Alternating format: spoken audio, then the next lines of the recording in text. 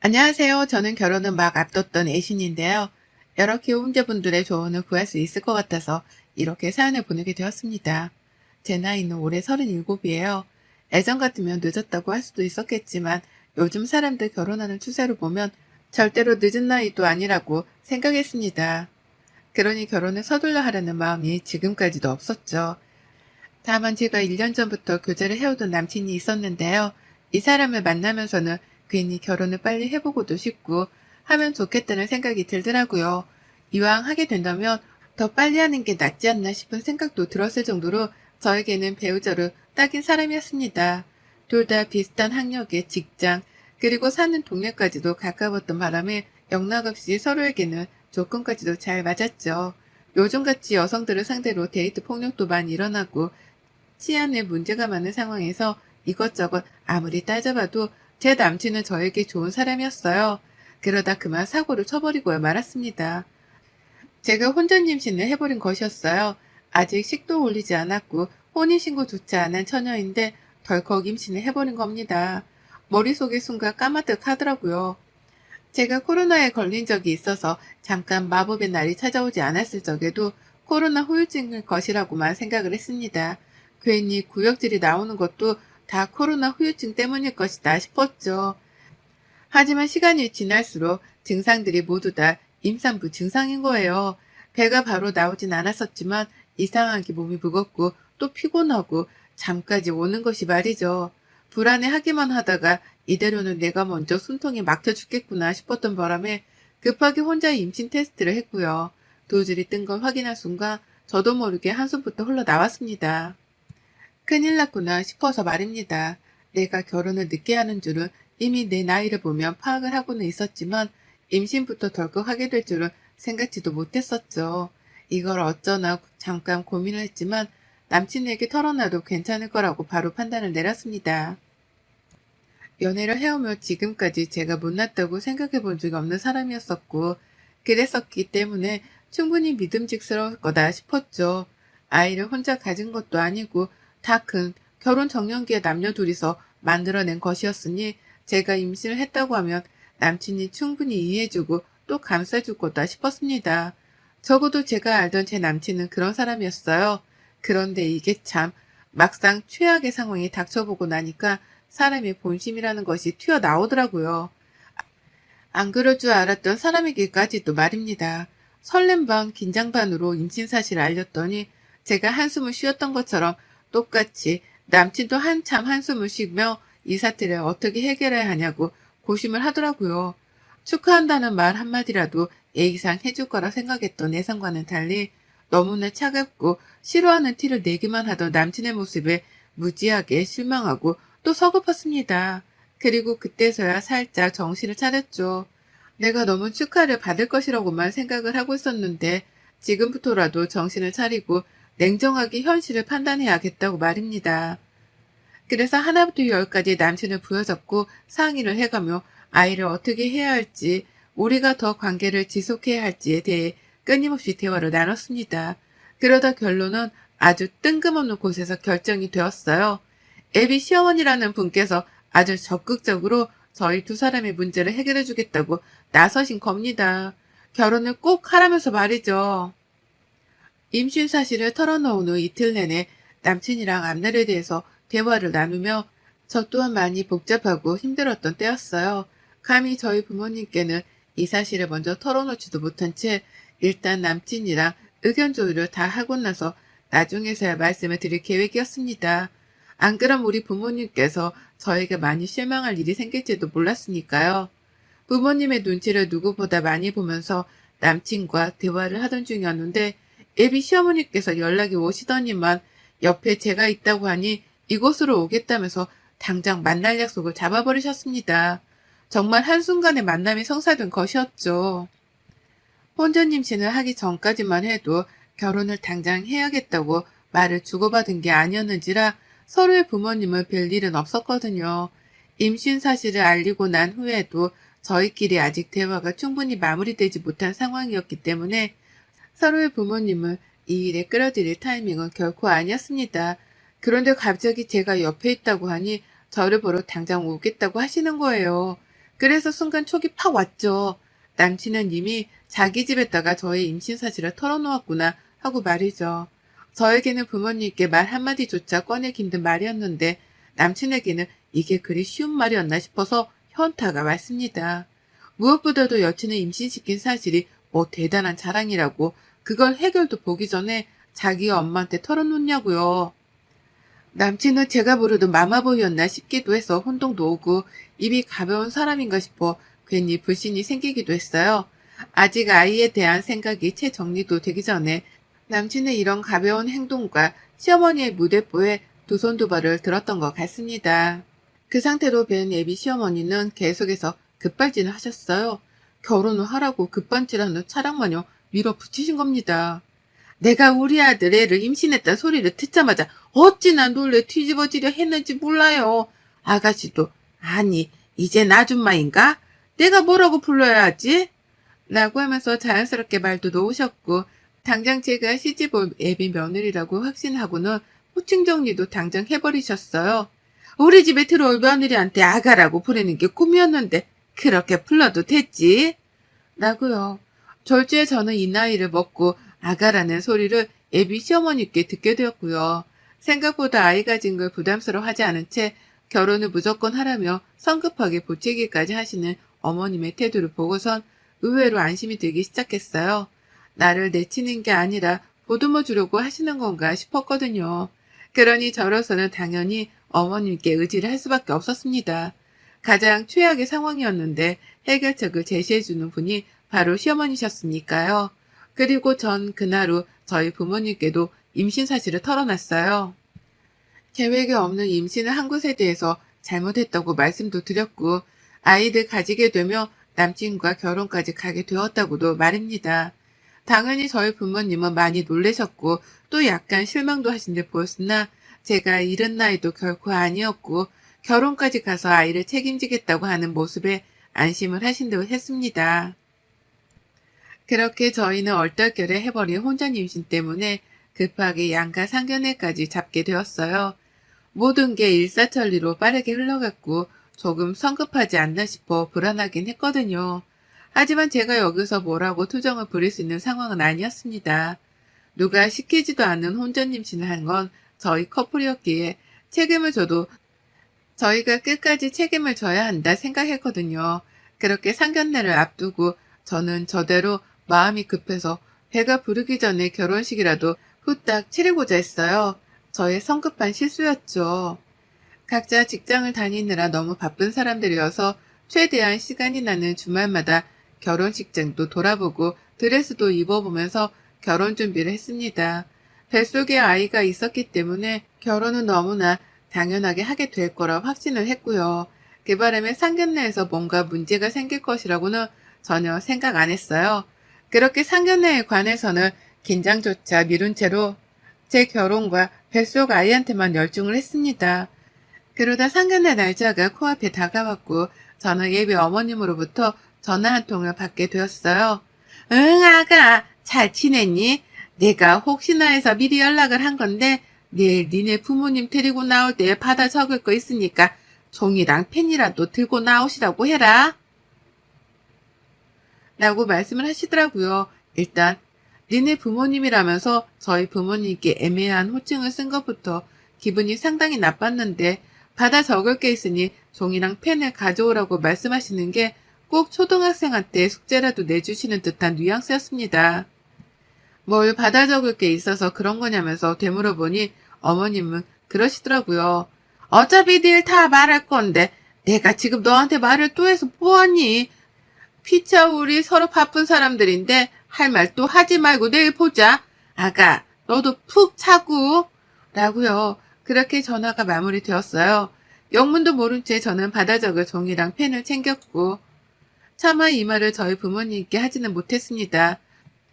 누가 들어도 애비사돈이 무례하다는 오해를 사기에 충분했으니까요. 그리고는 내심 혼자서 생각했죠. 애비 시어머니가 그냥 단순히 만만한 사람도 아닌 것 같은데 이런 예의 없는 요구까지 할 만큼 진상일 수도 있겠구나 라는 걸 말입니다.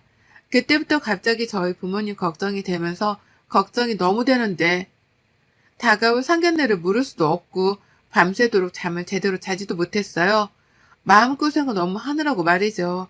그러다 상견례가 코앞에 찾아왔고 저는 부모님을 모신 채로 약속된 장소에 나갔어요. 남친은 자기 부모님을 모시고 나왔고요. 처음부터 안 좋았던 건 아니었습니다. 서로 양가 부모님들이 인사도 잘 나눴고 하하호호 하면서 자리에 착석을 했어요. 애비 시어머니도 생각보다 저한테 했던 말과는 달리 저희 부모님 앞에서 입단속을 잘 하고 계시는 듯 보였고, 안 그럴 것 같던 남친도 긴장을 해서는 저희 부모님 눈치를 보는데 그 모습이 좋아 보이더라고요. 임신시켜놓고 당당하게 굽는 쓰레기 같은 놈들보다는 훨 진솔되어 보였거든요. 그렇게 저희는 식사도 잘 시작을 했고, 결혼 준비를 하는 과정부터 진행 상황, 그리고 뱃속 아이 상태 등 여러 대화를 나누느라 대화 자체는 끊기질 않고 있었습니다. 그런데요, 그 순간에 시어머니가 폭탄 발언을 터뜨리셨죠. 지금 보니 타이밍을 기다리고 계셨더라고요. 그 폭탄 발언을 던질 타이밍을 말입니다. 아가, 너 내가 가져오라는 거 가져왔지? 종이랑 펜. 라고 하면서 저에게 전날 부탁하셨던 준비물을 꺼내라 하셨습니다. 순간 모든 사람들이 저에게 시선이 쏠렸고 저는 저희 부모님 앞에서 그걸 꺼내기가 너무 쪽이팔려서 싫었지만 일단 하라는 대로 꺼내봤어요. 뭘 시키려는 건가 싶어서 말이죠.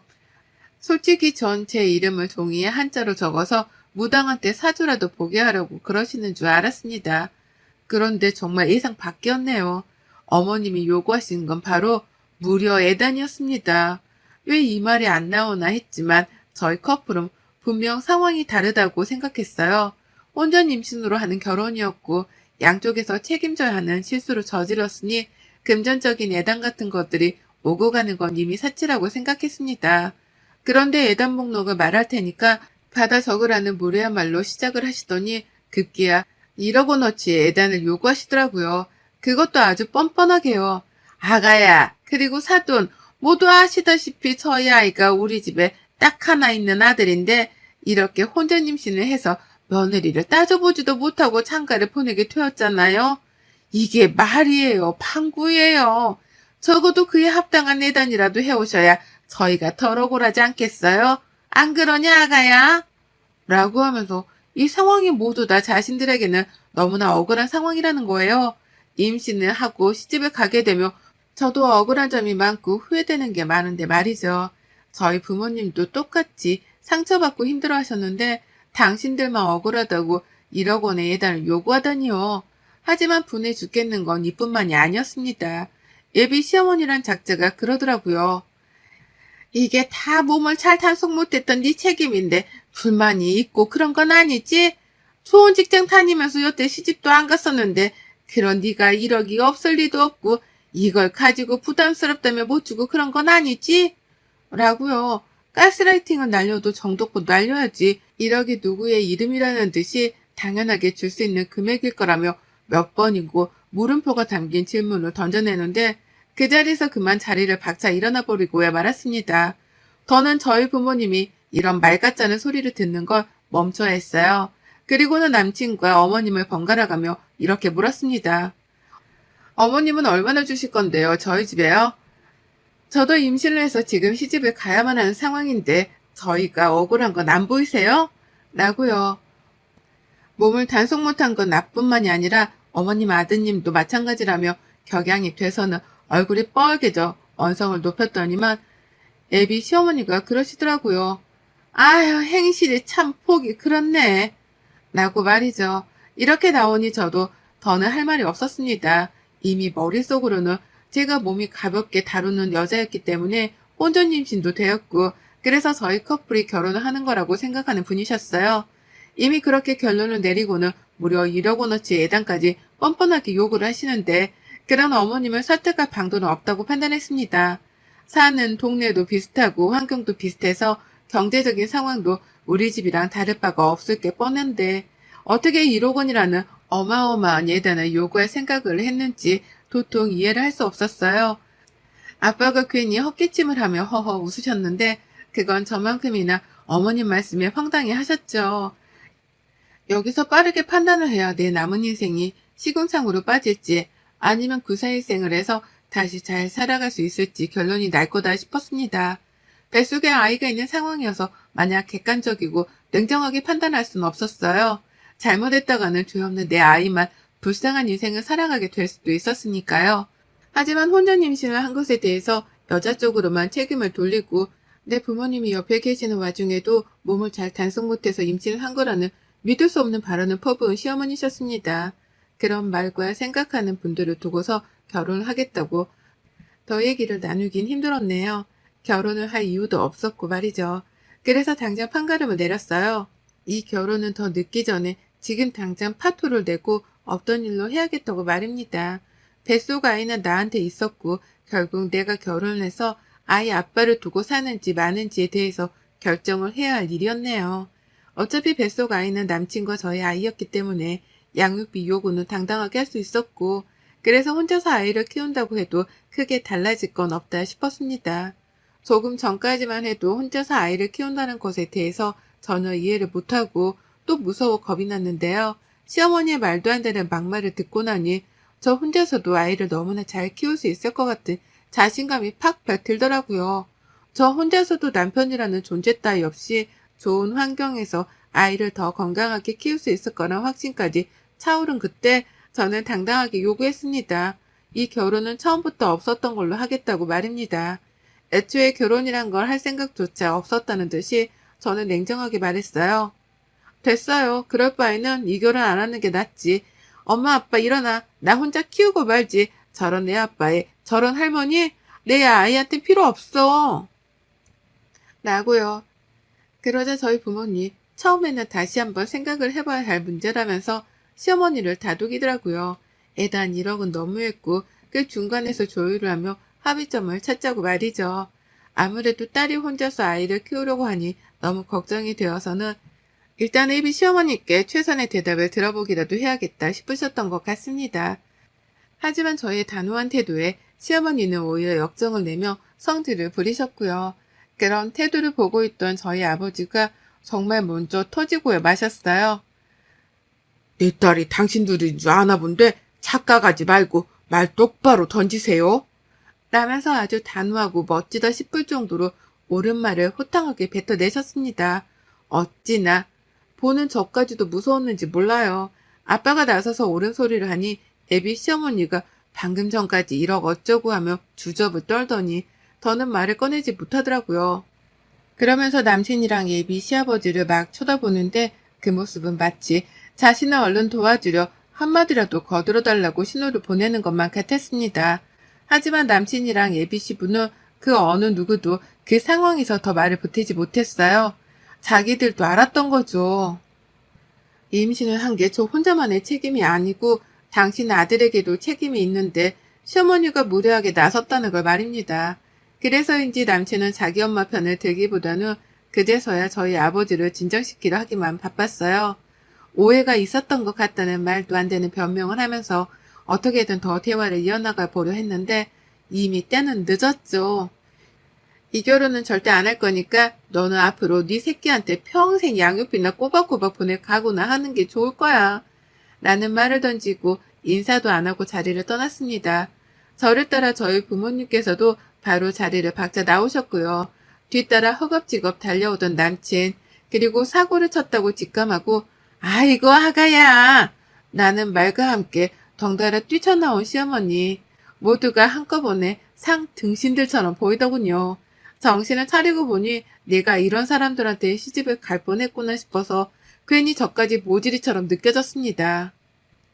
바로 정을 떼고 아이를 혼자 키우겠다고 몇 번이나 호통을 치니 남친도 그렇고 예비 시모도 그렇고 이제서야 미안한지 어쩔 줄 몰라 하더라고요. 다시 상의를 해보자며 배가 나오기 전에 식을 올리자 하시는데 듣지도 않고 아빠 차를 타고서는 그 자리를 빠져나왔어요. 남친에게는 정말 이별이라며 헤어짐을 통보했고요. 이렇게 저는 결혼을 파토냈습니다. 뱃속 아이는 지금도 너무 건강한데요. 남친하고는 정말 결혼이 너무 하기 싫더라고요. 시어머니 때문이기도 했고 여러모로 상황이 저에게 결혼을 하지 말라고 신호를 보내는 중인 것만 같았습니다. 그래서 더욱 냉정하게 판단하기로 했고 그 결과 저는 아이를 혼자 키우면서 남친에게 양육비를 요구하는 것으로 결정을 내렸어요. 걱정을 내려놓지 못하시는 부모님을 모시고서 변호사까지 찾아서는 법적 상담도 다 받았고요. 혹시나 하는 상황을 대비하기 위해서 남친에게는 양육비가 미지급될 시에 청구 소송도 감행할 예정이라는 통보도 보내놨습니다. 당연히 그 집에서는 결혼하면 그만이지 않냐며 펄쩍 뛰고 난리가 났어요. 어떻게든 제 마음을 돌려보겠다며 애비 시모란 작자는 저희 집에 한우 선물까지 보내더라고요. 바로 며칠 전에 1억 원의 예단 목록을 적으라고 공책이랑 펜까지 들고 오라 시킨 분이 말입니다. 그래서 저는 받은 한우 선물도 바로 되돌려 보냈고 이제 진짜 혼자서 아이를 키울 작정으로 태교에 전념하기 시작했습니다. 혼자서 아이를 키워야 한다고 생각하니 전보다 더 마음이 강해지는 기분이 들더라고요. 어떻게든 나 혼자 해내야 한다는 생각에 불안하기만 하던 마음은 어느새 단단해져 가기 시작했고 지금은 어떻게든 아이를 잘 키워보겠다며 돈도 더 열심히 모으고 있습니다. 저희 부모님도 적극적으로 도와준다고 하는 바람에 현재 다 같이 살 목적으로 이사도 알아보고 있어요. 최대한 남친한테서 멀리 떨어져 살며 건강한 정신 상태로 아이를 낳으려고 말이죠.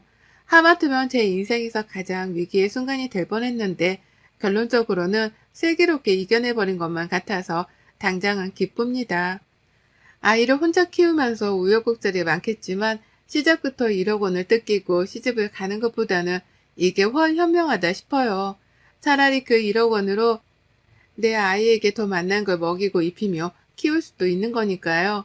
먼저 1억이란 말도 한다는 개소리로 저의 결정에 도움을 주신 예비 시어머니, 아니, 아줌마, 정신 똑바로 차리고 사세요.